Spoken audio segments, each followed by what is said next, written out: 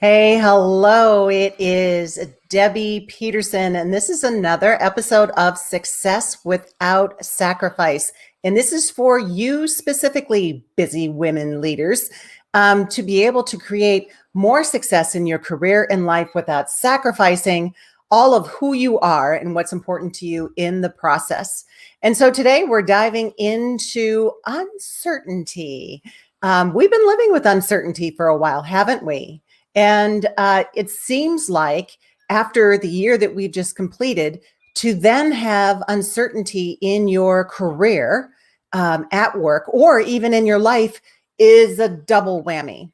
And your brain is always trying to figure out the answers to every possibility. The fight or flight that we are equipped with that keeps us safe wants to prepare for every eventuality. And that's why it can be so tough when you have uncertainty at work. Because one, you're trying to figure out the answers to the all of the what if scenarios, and it's almost easier when something in fact does happen. So, if the worst case came to fruition, God forbid, but if it did, you would be in a better place because now you knew what action you needed to take.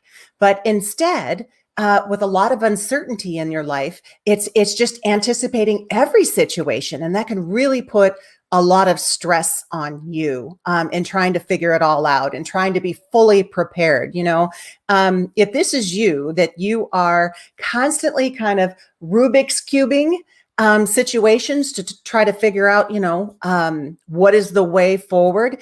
If you are trying to force something to happen in a certain way, and you can feel when you're forcing something, when you're pushing something, and maybe it's not happening, and you find yourself just getting really upset, or perhaps even it is a very deep frustration in that whatever's going on, you can't find the right answer. Things are coming to you, but they're just not the right answer. And so if you find yourself kind of in those three different places, then, it might be that you're dealing with a lot of uncertainty. And I would love, certainly, to help you out with that. And, especially when it comes to work, because we work generally for a reason. Most of us have to work to generate wealth, to make money. We have bills, we have responsibilities, we have kids and parents and college and school, and you name it, the things that we take care of. So, when that can be on the hook, then it can be even more stressful. But the thing is that constant stress can show up in your body, and it's never good when that happens. Stress can affect you physically. And I know for myself, when that happened a number of years ago, it showed up like heart palpitations, numbness in my left hand, just that inability to sleep or get a really good breath because I was just so tense. And by the age of 40, I was on high blood pressure medicine and anti-anxiety medicine. And I thought, whoa, this is not the way I want things to go. But sometimes you find yourself in a place at work where you're just deeply satisfied, and the uncertainty is about, how do I get out of this? And you vacillate. You're kind of on the seesaw of, I want something different. I want to feel fulfilled in my career. I want to have something that I'm excited about. I don't want to be in this place anymore because it's making me miserable. It feels toxic. It's just not serving me. But then the other side of it is, well, you need an income, and maybe this is the time, you shouldn't rock the boat. And there's so much uncertainty with what's going to happen. And certainly that is something to factor in. And when it starts to affect your home and your health, I think that you really need to take a look at that. So I want to share with you some strategies to help you explore uncertainty when it shows up in your life, because, as good as you are at controlling things, right? Hello, control freaks. And I'm waving that flag with you. Actually, mine's kind of at half mast. I say I'm a recovering control freak. But as good as you are, you can't, there's only so much that you can do to control outside situations and outside people. So you kind of keep bumping up against that wall. And so here's what I want you to consider. What is it that you can do instead? And there's three things that I want you to consider. The first of which is having an attitude of exploration.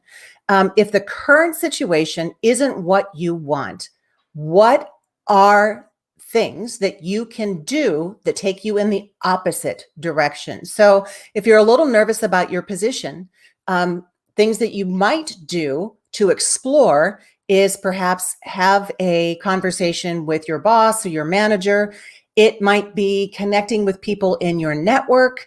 It might be putting together just a list of things that are possibilities for you that you could do, like just to have fun with it and take the pressure off and brainstorm every single thing that you could do that is of interest to you. Like whatever pops into your brain is just perfect. Don't judge it. Don't change it.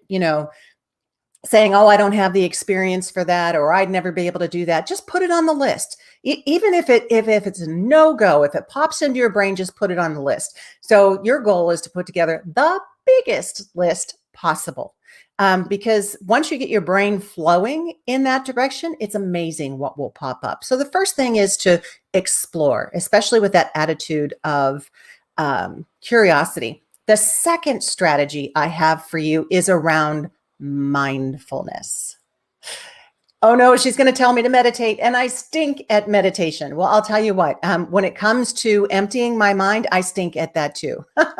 But there are a lot of things out there that you can utilize to help you be more mindful, to get some of that, that chatter and the distractions out of your head so that it's clear thinking. You have a clear head, right? So the first of which is meditation. And if you're not good at meditation, there's a lot of apps that can help you do that. So things like Headspace or Calm, or Insight Timer is the one that I use. And, there are classes that you can listen to help get yourself in the right state. There are guided meditations where all you have to do is be present and follow along. And so, kind of training wheels for meditation to start you out, but getting into that consistent practice and even just being mindful and present in a particular event, like making a cup of coffee. And what it means to be fully present and mindful is that you are noticing with all of your senses what is going on. So you go to the cupboard and you feel the handle as you open the cupboard, and you grab the mug. And then as you open the coffee, you can smell the coffee. And then as it brews, you can hear it brewing and you can smell it as it's brewing. And then when you sit and you enjoy it, you are very present in each sip, and your mind is going to wander, and that's okay, but you can gently guide it back. And it's the practice of that helps you to stay in that present state, which has less distraction. And the more that you can do that over a cup of tea or a cup of coffee, the more you can do that in bigger situations, especially when you need it. And then the third strategy I have for you is to take action. A lot of times, we get anxious because we're stuck. We're in one place. We're not doing anything. And I have a friend of mine who says, Anne Bonny, she says, action shrivels anxiety. I think that's her quote. So I'll tag her in this and she can let me know. But doing something instead of doing nothing. There's the process of doing something. It doesn't have to be the right thing, but just doing something will help you to feel better about that that anxiety. And, the thing is, it's not this big change that you have to make, because the most you will gain traction is the little itty bitty tiny things that you do every single day. So it is the stuff that you do consistently. So when you think about what you would like instead of this uncertainty, how do you move yourself a little bit closer to what you might like? It's little things that you can do every single day. Maybe it's you make a call. Maybe it's you visit a website. Maybe you get a book on a topic. Whatever little tiny thing that you can do to move you out of that place where you're experiencing anxiety. So I hope these tips helped you. in dealing with your anxiety. If there's one or more that resonated with you, I would love you to leave a comment. And until the next time, here is wishing you all of the clarity that you deserve. Oh, and I forgot, if you would like a little more certainty about how you show up at work, I've got a tool that I would love to introduce to you. It's called the Predictive Index. And unlike other assessments, it is all about how you show up at work. So if you're interested in taking the Predictive Index assessment, you'll find out these three things. Number one, you will find out how you are hardwired to work. Number two, you will find out how you feel you need to show up to work.